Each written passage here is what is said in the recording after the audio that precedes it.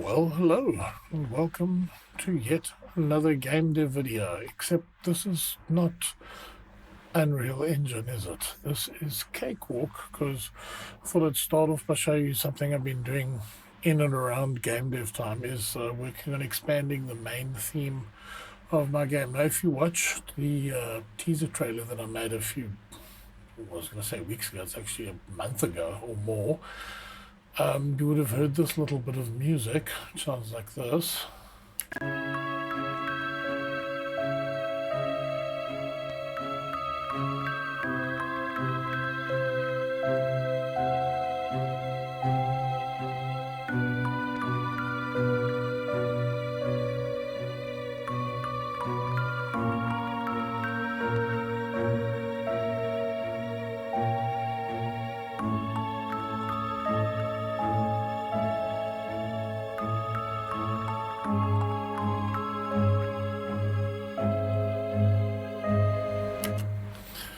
Yeah, and that was all I did.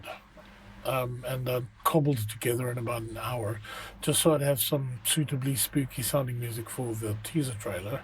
And I decided to expand on it a bit, and I thought I'd kind of show you what I've done. So, for one thing, I've added some trim guitar, which sounds like this. I'll just play it solo so you can hear.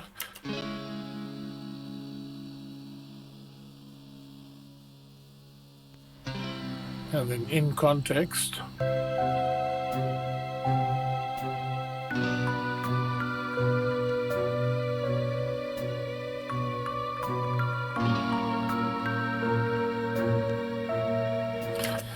and then after a while, you get a bass coming in.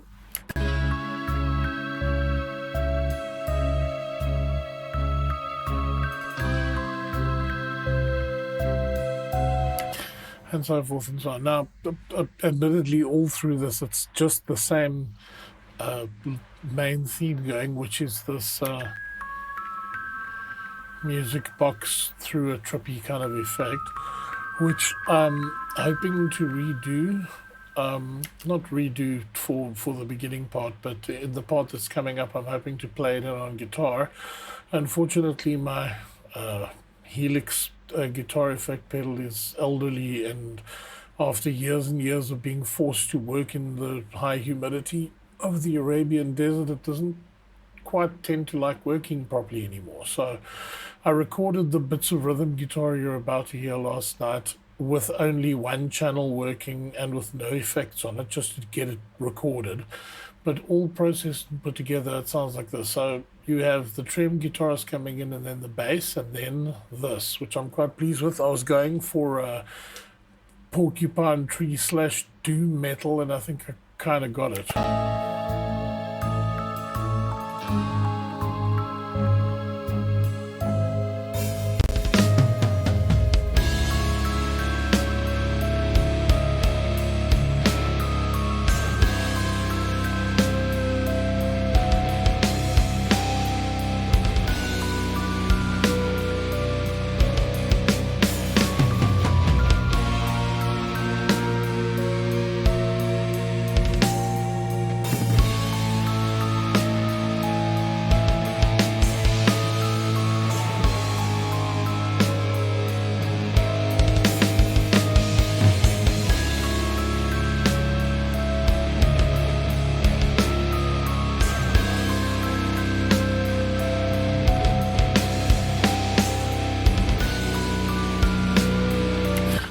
And so forth and so on. I thought I'd share this because I think it's quite a neat little trick.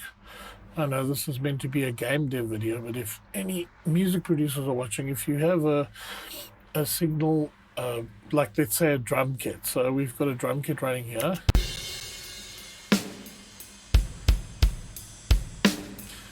It's nice, it's quite well recorded, but I wanted to compress it. And I ended up over compressing it, so it sounded like this.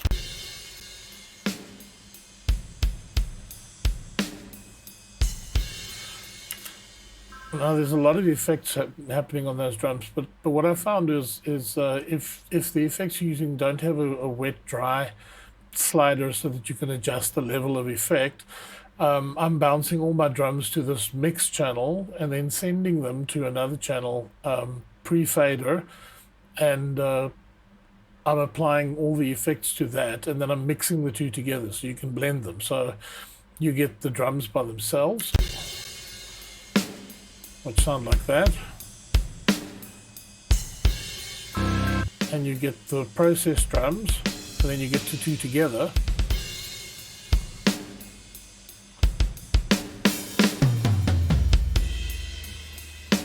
Which sounds pretty good, I think. Anyway, that's not the focus of this video. I just wanted to show you guys, like, that's kind of the level of completionist that I have going here. Like, I've got to compose a score, and I've got to make the game, and I've got to write the script such as it is, in as much as there's not really going to be conversations in the game, more a kind of narrative. Yeah, but I had a bit of a mishap in dealing with the game for a period of about 2 weeks, where I could barely bring myself to open Unreal Engine, and I'll explain why in a minute, as we are now going to change back over out of my DAW cakewalk and into Unreal Engine. I will be back with you in just a second. And we're back. We're in the editor. And there's really two things I can show off now.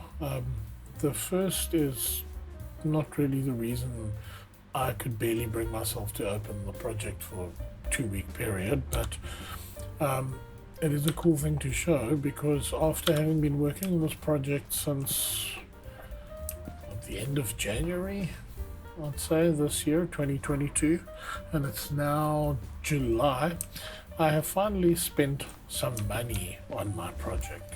That's right, actual money. I bought a asset pack from the Epic store that was on special for $5, and it gave me all of this stuff. So now the children's room is mostly decorated.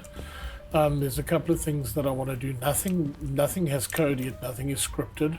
I basically want stuff to be able to do, like the little Scalextric car racing track, like the car should be able to start moving by itself.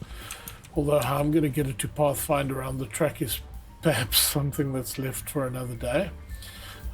Best left for another day. Things like the rocking horse and the rocking chair I want to be able to animate.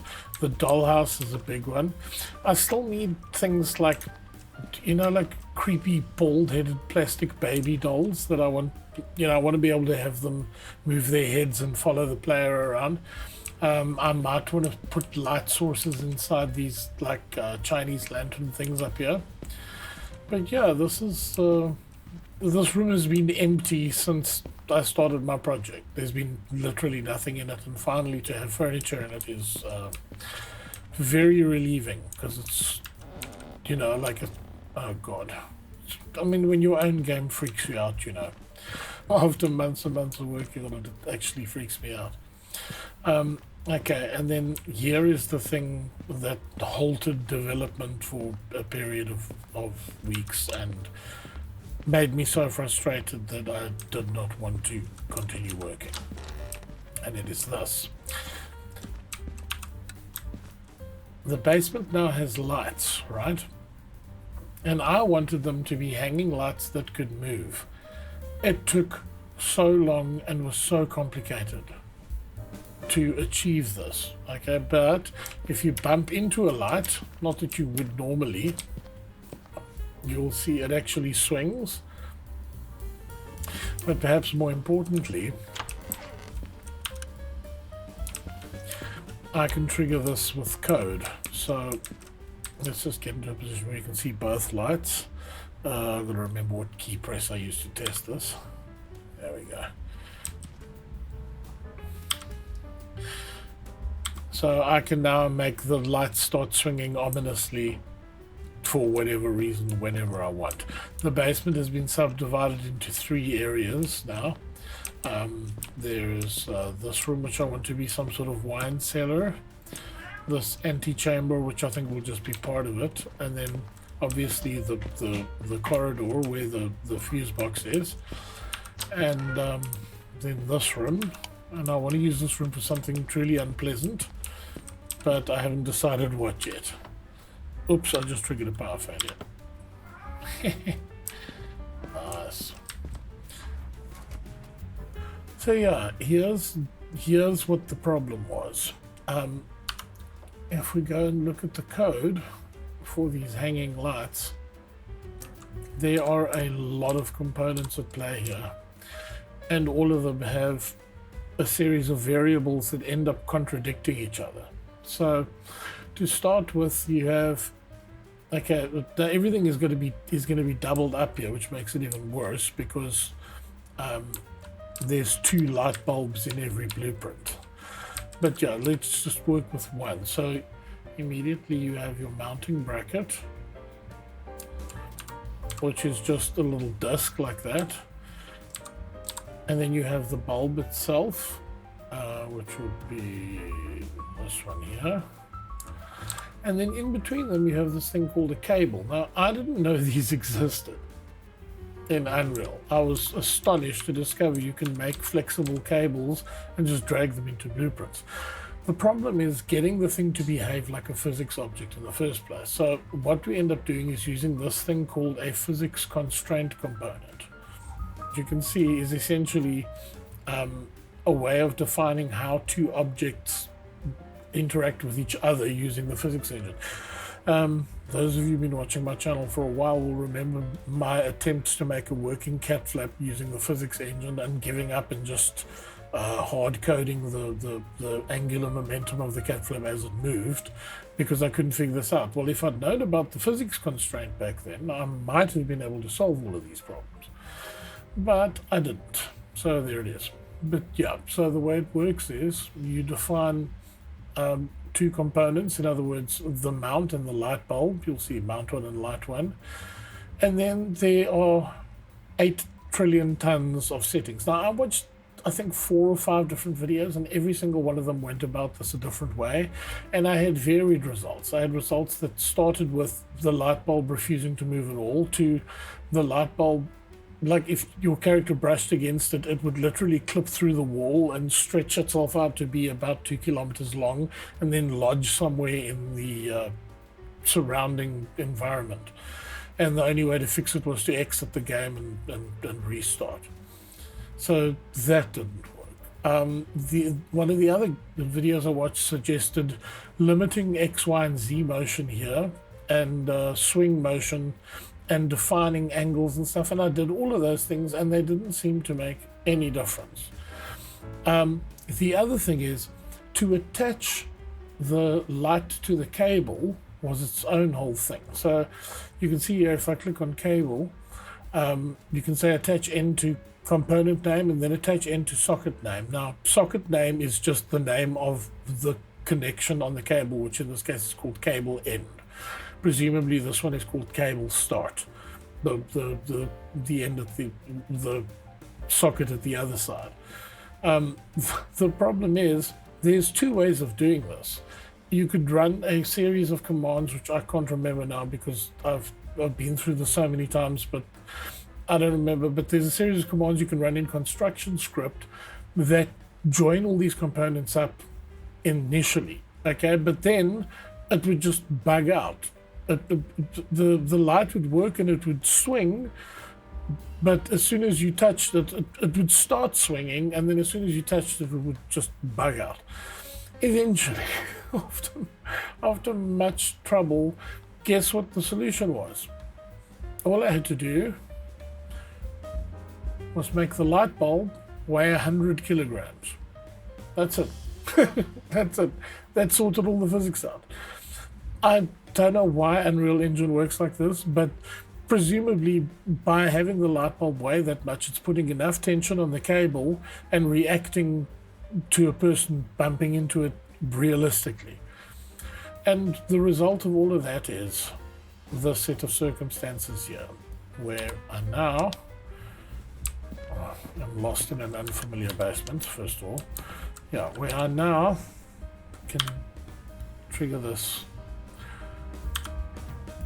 what's interesting about this is the motion gets, oh dear, yeah, you see this sometimes happens as well. They clip through the ceiling there, and the reason they clip through is I generated motion too many times. This is something that I don't think I will have to worry about in game, because I'm looking for subtle effects. So what I'll do is I'll have the game trigger physics like that, hopefully freak the player out, and then if I have to do it again, it'll be once the light bulbs have almost stopped moving again.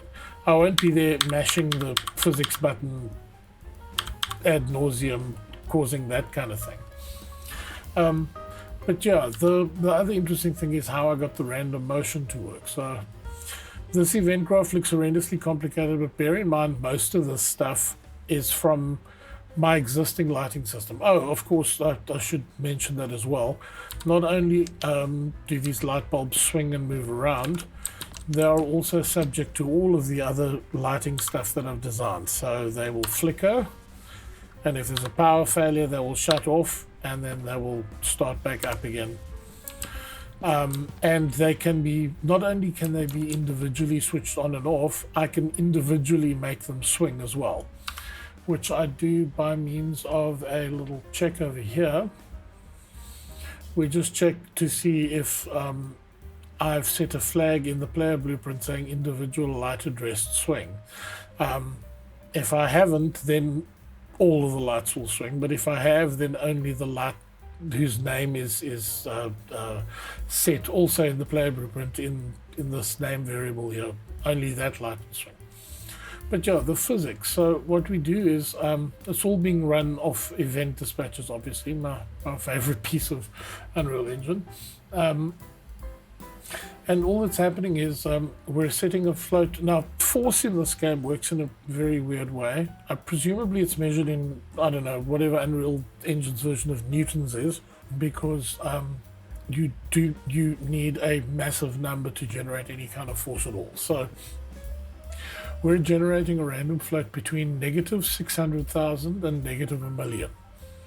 Then we're getting a random Boolean, and based on the result, we're either flipping that negative to a positive or not. Okay, so that gives me a random number between 600,000 and 1 million, or minus 600,000 and minus 1 million. And we set that as light swing X, either the negative or the positive integer. Oh, it's actually a float, but anyway. And then we do the same for Y. And then, yeah, and then that's the light swing. And you'll see I had to do this code again here, because the randomization code was written when I was only addressing individual lights at that point. And each lighting blueprint has 2 lights, so I just run the code here again for the second light. It was just a workaround, because by then I'd had enough enough of dealing with this stuff. So anyway, yeah, like when I say it was frustrating, you have no idea how frustrating it was. Like banging my head against the wall. I've rage quit. I've rage quit from video games plenty of times in my life, but I don't think I've ever rage quit from a piece of software before. Yeah, that was that, and all of that just to do this. And I'm a stubborn bastard, and I wanted this effect in my game, and I was not going to give up on it. And I'm glad I didn't, because it's working. So yeah, between spending 2 weeks on that and then randomly getting inspired to finish or to work on the theme music and decorating the kids' rooms, that's all I've done. I did say a couple of videos ago that now that I'm working again, progress on my game is going to slow down rather dramatically, because I have far less spare time, but it is what it is. I'm happy to be working again, and I'm happy to be continuing on the project, even if it is at a slightly slower pace. Anyway, that's about all I've got for you today. Thanks so much for watching, and don't forget to like and subscribe.